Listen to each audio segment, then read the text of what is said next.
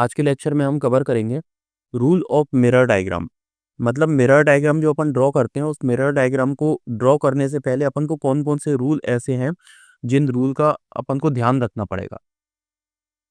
तो मैंने इसके लिए कॉनकेव मिरर और कॉन्वेक्स मिरर दोनों पर ही उन रूल्स को अप्लाई करके दिखाया है और दोनों को ही मैंने सेम कंपैरिजन डायग्राम बना करके शो किया है।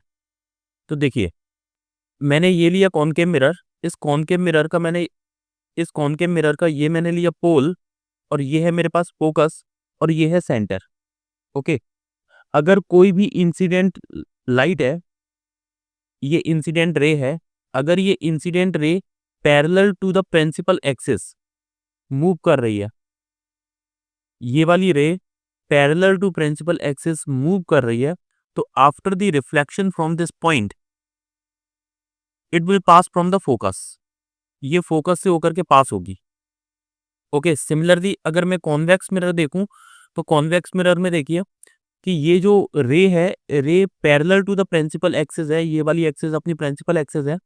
इस प्रिंसिपल एक्सिस से होकर के जब ये पास होगी, तो रिफ्लेक्शन के बाद इसका जो पॉइंट है, इसे जब अपन एक्सटेंड करेंगे तो ये फोकस पे जाकर के मिलेगा। दूसरा इसका रूल ये बोलता है, सेकेंड रूल ये बोलता है कि अगर कोई भी इंसिडेंट रे है, ये है इंसिडेंट रे, ये इंसिडेंट रे जब फोकस पॉइंट से होकर के जाती है, तो रिफ्लेक्शन के बाद ये parallel to the principal axis हो जाती है। ये वाली प्रिंसिपल एक्सिस है, इसके पैरेलल होकर के जाएगी। अगर ये फोकस से होकर के इंसिडेंट रे आई है और वो रिफ्लेक्ट होगी, तो वो parallel to the principal axis हो जाएगी। सिमिलरली देखिए, ये वाली यहां पर है इंसिडेंट रे। जब ये इंसिडेंट रे आई, तो आकर के ये इस रिफ्लेक्शन वाले सेक्शन पर जब फॉल हुई, तो ये देखिए इसकी लाइन एक्सटेंड करने पर ये फोकस पॉइंट से होकर के पास हो रही है। Means after the reflection it will parallel to the principal axis. तो ये प्रिंसिपल एक्सिस के पैरेलल हो जाएगी। ओके, ये है सेकंड रूल। फर्स्ट रूल और सेकंड रूल दोनों में डिफरेंस देख लीजिए। फर्स्ट रूल ये बोलता है कि अगर पैरेलल आती है प्रिंसिपल एक्सिस के इंसिडेंट रे, तो वो फोकस से होकर के पास होगी। पैरेलल प्रिंसिपल एक्सिस की आती है कोई भी इंसिडेंट रे, तो फिर वो क्या होगी, फोकस से होकर के पास होगी आफ्टर द रिफ्लेक्शन। और अगर सेकंड पॉइंट में देखूं, तो अगर फोकस से होकर के आती है, तो फिर वो parallel to the principal axis होगी। राइट। थर्ड पॉइंट देखिए, अगर कोई भी इंसिडेंट रे है और वो सेंटर से होकर के पास हो रही है, means this is the centre of curvature, इससे होकर के अगर कोई भी प्रिंसिपल एक्सिस पास हो रही है, तो इसका मतलब ये हुआ कि after the reflection it will follow the same path. जिस वाले रास्ते से होकर के वो आई थी, उसी रास्ते को होकर के वो वापस चली जाएगी। तो इंसिडेंट रे और रिफ्लेक्टेड रे, इन दोनों का ही जो पाथ है वो सेम होगा, अगर ये सेंटर ऑफ कर्वेचर से होकर के इंसिडेंट रे पास हो रही है तो। सिमिलरली यहां पर देखिए, ये है इंसिडेंट रे। जैसे ही ये इंसिडेंट रे इस सरफेस पर फॉल हुई, कॉन्वेक्स सरफेस पर अगर ये फॉल हुई, तो कॉन्वेक्स सरफेस पर जब फॉल होगी, तो ये अगर एक्सटेंड होने पर सेंटर से होकर के पास हो रही है, इसका मतलब ये है कि after the reflection it will pass from the same path. जिस पाथ से आई है उसी पाथ से ये वापस चली जाएगी। फोर्थ नंबर रूल ये बोलता है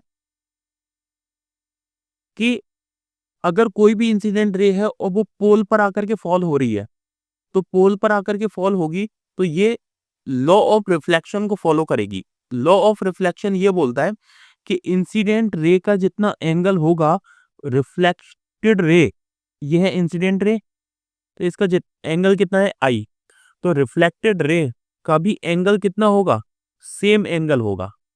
राइट, अगर ये पोल पर आकर के फॉल होती है तो। सिमिलरली कॉन्वेक्स मिरर के अंदर देखिए कि अगर कोई भी इंसिडेंट रे आकर के पोल पे फॉल होती है, तो ये आफ्टर द रिफ्लेक्शन ये उसी सेम एंगल से रिफ्लेक्टेड होगी जिस सेम एंगल से ये इंसिडेंट रे आई थी। मतलब इसने प्रिंसिपल एक्सिस के साथ कितना एंगल बनाया, आई एंगल, तो प्रिंसिपल एक्सिस के साथ आई एंगल से ही ये वापस लौट जाएगी, मींस ये रिफ्लेक्ट हो जाएगी। Okay, means it also follow the law of reflection. Clear. ये 4 रूल हैं। इन 4 रूल के बेस पर अपन सारे डायग्राम ड्रॉ करेंगे। तो डायग्राम अभी अपन डिफरेंट डिफरेंट पोजीशंस के ड्रॉ करेंगे कि अगर मैं किसी इमेज को फोकस और सेंटर के बीच में रखता हूँ तो क्या इमेज बनेगी, अगर मैं फोकस से आगे ले जाता हूँ तो क्या इमेज बनेगी, अगर मैं सेंटर से पीछे इस इमेज को रखता हूँ, इनफाइनाइट पे रखता हूँ तो क्या इमेज बनेगी। तो ये सारी पोजीशंस पर अब अपन डायग्राम को डिस्कस करेंगे।